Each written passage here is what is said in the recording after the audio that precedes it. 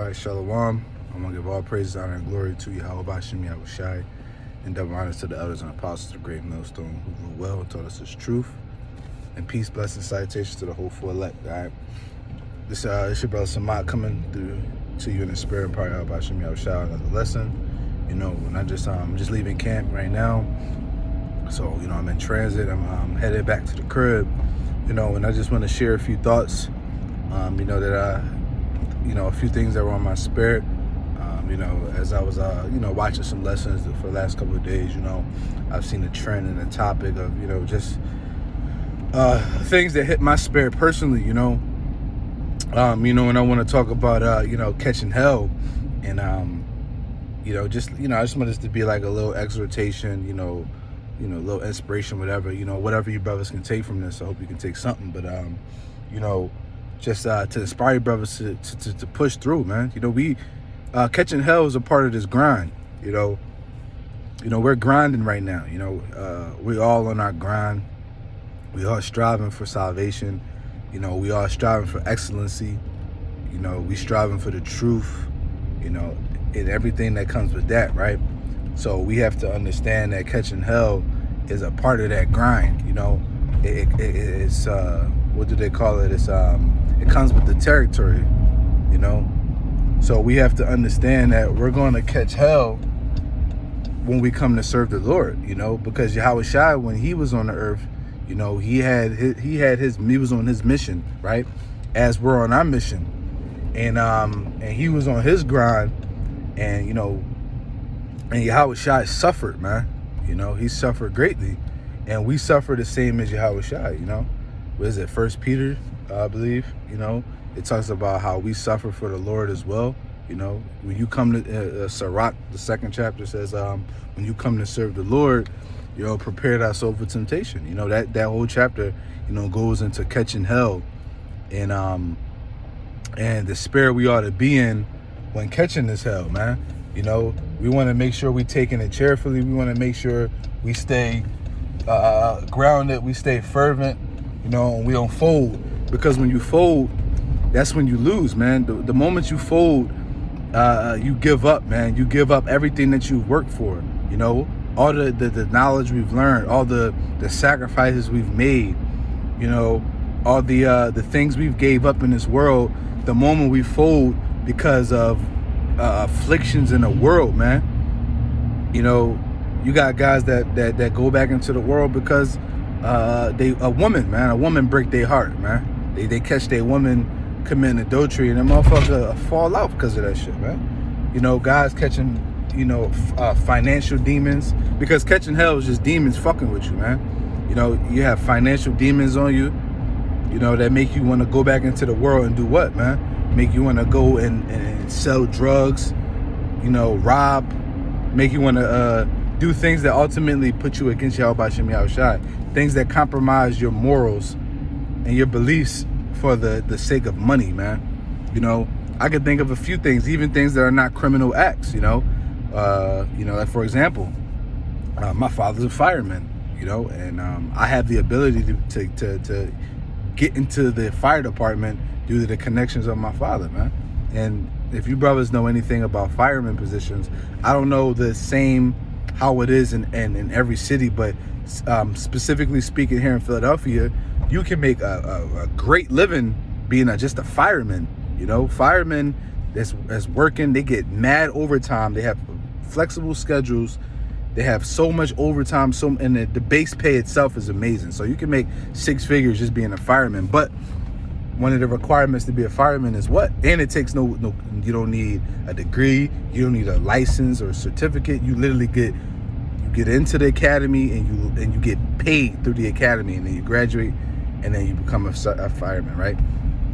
But one of the requirements to be a fireman specifically is you have to cut your beard. You have to have a clean shave. Only thing you can have is a mustache.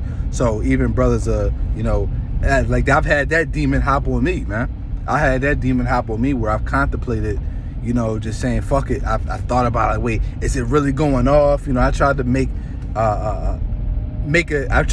it seem like it was okay, man. You know, I tried to convince myself that it was okay for me to cut my beard to become a fireman. You know, like that was the only way for me to better my situation, my financial situation here in Babylon, man.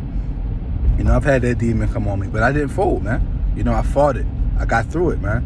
You know, in this truth, we have ups and downs, man. You know, we have highs, we have lows. You know, you have highs with your spirit, where you on fire. You know, you constantly in the spirit. And I'm gonna say this: you're in good spirits. You know, you're not really in mirth and joy, but you're in good spirits, man. Because you see the prophecies coming to pass. You know, you've been putting up your lessons and, you know, doing a bunch of things like that. But here it is.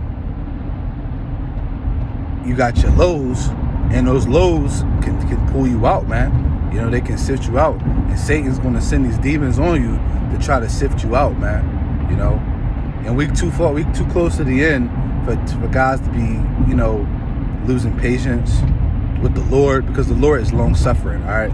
So, you know, us catching hell, and, you know, it may seem like it's a long time, man.